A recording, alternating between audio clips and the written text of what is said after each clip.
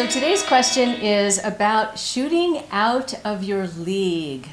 Here's how you'll know if you're shooting out of your league. Go back and look at the last 10 people that you were interested in. It could be somebody you had a first date with and really wanted a second. It could be you're on an online site and you're reaching out to certain people and they're either responding or they're not. Look and see the people you're interested in, are they interested in you back? And a simple formula is, if less than 25% of the people you're targeting are targeting you back, then yes, you're shooting out of your league. You're actually going for people that you really don't have a shot at.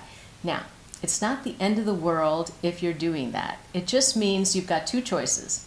Either you can broaden your interpretation of who might be an acceptable candidate for you, date a little off type, don't be so fussy and picky about height and hair and looks and distance or whatever the critical criteria is that you're using to veto people.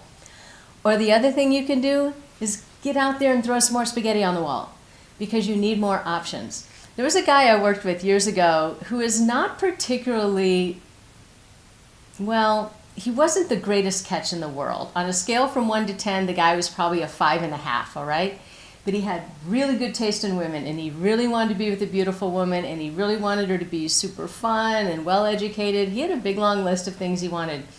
He was unwilling to broaden his interpretation of who he thought was an acceptable candidate. So he got in there and he started throwing spaghetti. And this guy was on a couple of first dates every week, and he kept at it.